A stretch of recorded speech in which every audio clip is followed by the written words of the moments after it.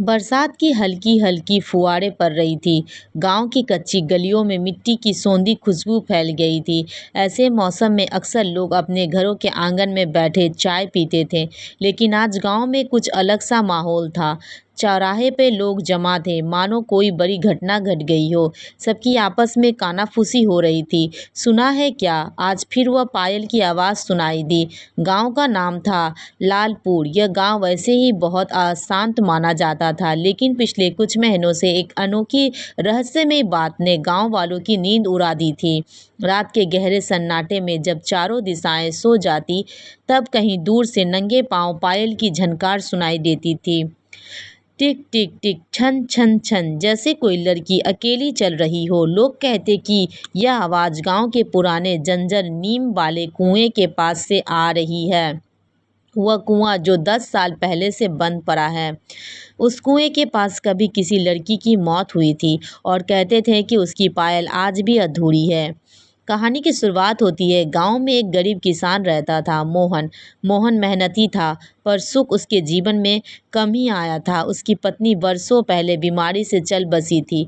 उसकी एक ही बेटी थी, गौरी। गौरी बहुत हंसमुख, तेज और चंचल लड़की थी। उसकी हंसी में जैसे घंटियों की आवाज़ होती थी। पूरे गांव में कोई भी उसे देखता तो मन खुश हो जाता।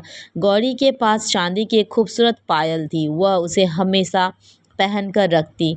चलते समय उसकी पायल की झनकार ही उसकी पहचान बन गई थी। एक दिन गांव में मेले के आयोजन हुआ। गौरी ने पायल पहनकर मेले में खूब नाच किया, झूले झूले और मेले की हर दुकान पर खुश होकर घूमी। उसी शाम अचानक तेज आंधी तूफान आ गया। मोहन ने गौरी को आवाज़ दी, गौरी, घर चल बेटिया, तूफान बढ़ रहा है। गौरी बोली, बस बाबूजी, 2 मिनट, मैं अपना पायल ठीक कर लूँ। लेकिन उसी रात कुछ ऐसा हुआ जिसकी किसी को उम्मीद नहीं थी।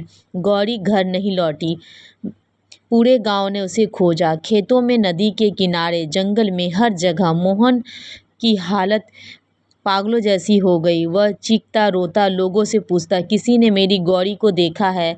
लेकिन किसी ने नहीं देखा था। 3 दिन बाद गांव के पुराने कुएं के पास उसकी पायल मिली, बस एक दूसरी गायब थी। गांव वालों ने अंदाजा लगाया कि शायद गौरी कुएं में गिर गई। कुएं को भर दिया गया और उसे घटना को गांव ने धीरे धीरे समय के साथ भुला दिया। पर मोहन नहीं भुला पाया। मोहन की आंखों में आंसू सूख गए। उसकी हंसी हमेशा के लिए खो गई। कुछ दिनों बाद वह बीमार होकर चल बसा, और उस दिन से हर रात उसी कुएं की तरफ से पायल की झनकार आने लगी।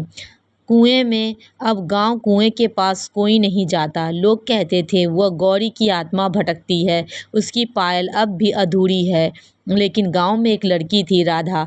राधा पढ़ी लिखी थी और समझदार भी थी। वह इन बातों पर विश्वास नहीं करती थी। उसे लगता कि कोई इंसान ही रात में एक आवाज़ करता है, शायद चोरी के इरादे से। एक रात उसने सच जानने का फैसला किया। रात के 12 बजे हाथ में लालटेन लिए वो अकेले कुएं की ओर चल पड़ी। चारों ओर गहरा सन्नाटा, हवा की सरसराहट और पैरों की टहनियाँ हिल रही थी। अचानक उसने वही आवाज़ सुनी, छन छन छन छन। राधा का दिल धड़क उठा। आवाज़ धीरे धीरे पास आ रही थी। लालटेन की पीली रोशनी में उसने देखा एक लड़की, सफ़ेद साड़ी में, खुले बाल, नंगे पैर, और उसके एक पैर में पायल, दूसरे में नहीं। राधा के कदम जम गए, उसकी सांसें रुक गई। लड़की हल्की सी मुस्कुराई। उसकी आंखों में इतना दर्द था कि राधा डरना भूल गई। लड़की ने धीमी टूटती आवाज़ में कहा, मेरी पायल अधूरी है, कोई मेरी पायल ले गया। राधा घबराकर बोली, क्या तुम गौरी हो? लड़की ने सिर हिलाया। मुझे घर जाना है, बाबूजी इंतज़ार कर रहे हैं। राधा की आंखें भर आई। वो जानती थी कि मोहन तो बहुत पहले ही मर चुका है, लेकिन यह बात गौरी नहीं जानती। राधा ने धीरे से पूछा, दूसरी पायल कहाँ खो गई? गौरी ने कुएं की ओर इशारा किया।